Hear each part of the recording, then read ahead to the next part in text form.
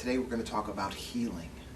It's very important, especially in this time our world is going through, and especially our nation as well.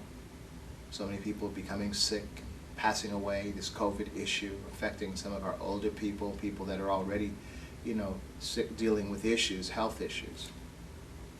And so we find ourselves praying, seeking God, desiring to get healed. So we're going to talk about healing today, and from another perspective. But first I want to read from the book of Matthew, the 7th chapter, starting in the 24th verse. It's talking about building your house, how to build your house, what kind of foundation you have. And basically, and that's what we're talking about today, because everything that we're about in faith, in our walk, in how we interact with other people, believers and non-believers, how we interact with our family members, we are faced with stuff.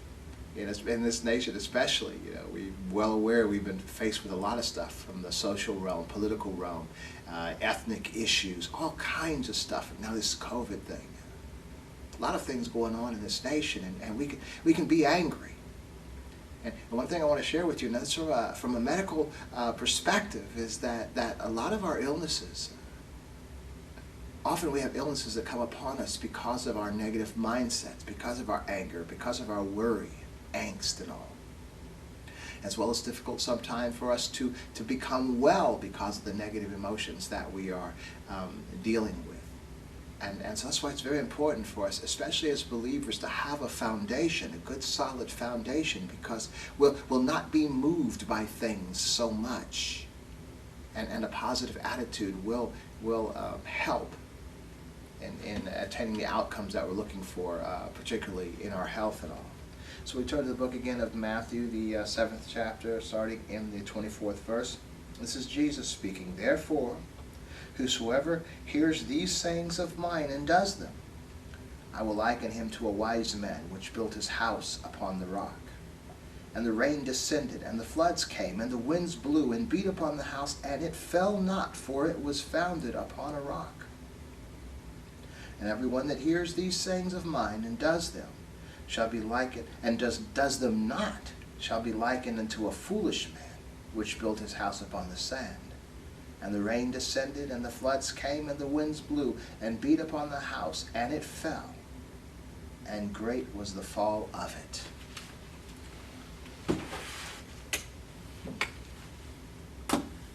So healing. How does healing pertain to that scripture of foundation? Well, I think we opened up with it, depending on your foundation will determine your attitude when things happen in life, okay? Things happen that might bring you into a negative mindset, that might bring upon illness, or even help continue an illness longer than it need to be simply because of a negative mindset. The things that we're facing in this nation and all over the world can worry a regular thinking person. To be honest with you, I spent, the first many years of my life, I came to my epiphany when I was 28 years old. I had been an atheist for 10 years after leaving home.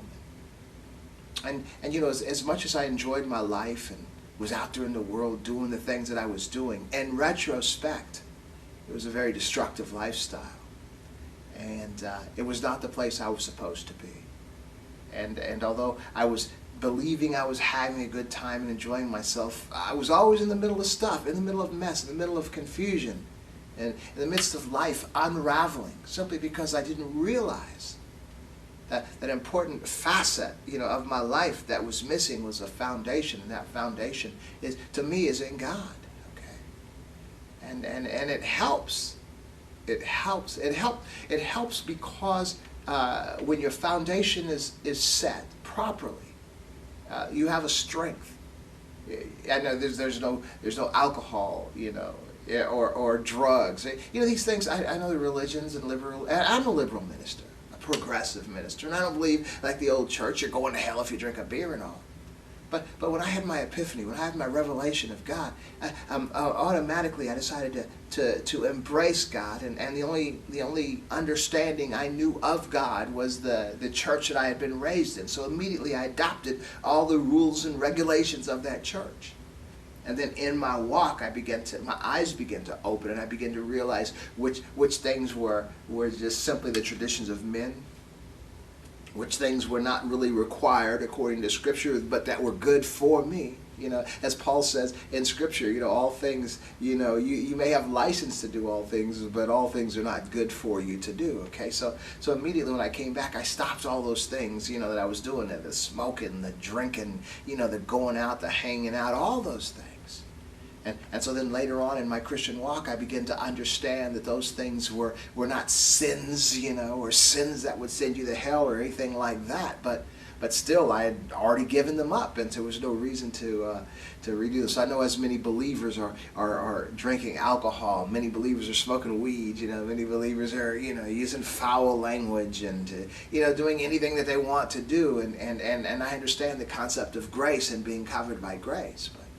But what I'm suggesting to you now is that as you begin to take on positive habits and releasing the negative habits, and even the drinking of alcohol, the poisoning of your system, or the smoking of weed, taking, you know, smoke into your lungs, and even affecting your natural function of your brain as if that's something good. I mean, I understand these things.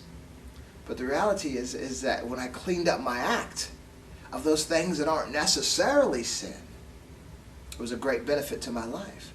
I mean, come on, think about it. You know, you're not drinking alcohol anymore. I mean, I was drinking a ton of alcohol. I had my alcohol cabinets full, you know, of like Seagrams and I don't even remember the Bacardi and whatever, gin, all the stuff I used to keep up in my cabinets, as well, going out, you know, every night of the week and partying and all kinds of partying. How much money was spent? So there, right there, you see that there are choices that you make that are good for you. They're good for you health-wise. They're good for you financially. And your health and your finances are part of your foundation. Your spirituality, your spiritual walk, your spiritual identification to things that are good, to things that are God, is a foundation, is a thick foundation. And so we find the things that we are facing in our lives today, many of them are due because we've brought them on because of the lack of a foundation in our life. Some of our illnesses, some of our diabetes, some of our cholesterol, our heart issues, high blood pressure, all that stuff often is due to our lifestyle, the foods that we eat, the lack of exercise, the foods that we don't eat, and all. And these are our foundations, okay? So even when we're looking at certain things like the flu or maybe this COVID, you see that they're affecting folks, especially that are already ill, that are already dealing with illnesses. And I'm just suggesting, you know, we can't combat every illness or everything that might come into our lives. That some things just happen, but a lot of those things can be avoided. I know for me, even in this time of COVID over the past year or so, that I've been really, you know, extremely working out, not from a weight perspective to build muscle, but from a cardio perspective to keep my heart healthy, to keep my body healthy. I've been really extra focused on eating properly, which I've done for, you know, 17 or so years anyway, but even more so, because we really don't know what's going on with this COVID virus, you know, what's actually causing it, you know, whether it's the mask, whether it's the social, or whether it's the health or whatever, but at least what we can do is do the best that we can do. So what I'm suggesting is, if we understand that sick people are more prone to be affected by this coronavirus, then we should be actively doing whatever we can to keep ourselves as healthy as we can. Are we? You know, back in August, from August to November, I had that 76-day workout challenge to try to encourage folks to go beyond what we've normally been going beyond and get ourselves into a better place. And let me be honest with you. Try to be honest with you. This is another perspective. Is that 76-day challenge that I put out there from August 27th to November 10th to work out every day. That was for, it wasn't simply for me to receive accolades. Way to go, Martin. Good job. Congratulations. It wasn't about all that. It was about me trying to encourage everyone that if I can do it, you can do it. Okay? But it was a second reason as well to encourage me. Because if I put myself out there on social media and says I'm doing this every day, and I'm posting a picture like every day or every 2 or 3 or 4 days, then now, folks, if I stop doing it, even if the folks that are watching me are just sitting on the couch just eating nachos every day, they're still looking at me because I said I was going to do it. So it was helping me, forcing me to do this 76 day. And guess what? Now that the 76 day challenge is up back on November 10th, exercising to me every day is like brushing my teeth. It's my habit. It's not a difficult task. It's not, oh man, I got to go work out. It's not about that. Because I've created that as a habit in my life. I've put that foundation. It's almost like a block. The scripture we read talks about the stones, the foundation being rock. It's like shoving another stone, shoving another rock up under that foundation, okay?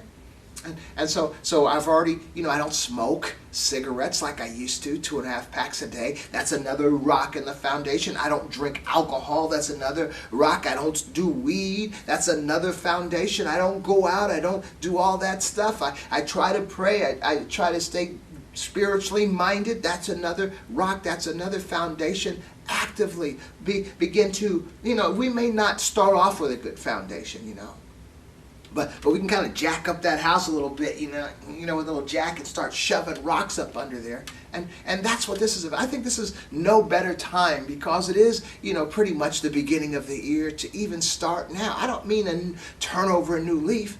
I just mean that is not me anymore. This is me now. And so it's very, I want to give to you what I have as far as my insight and understanding about healing. But it's very difficult because my insight comes from who I am, the type of person that I am. And so there are times that we just need to be critical of ourselves, examine ourselves and determine, is this the way I should be or do I need to adjust?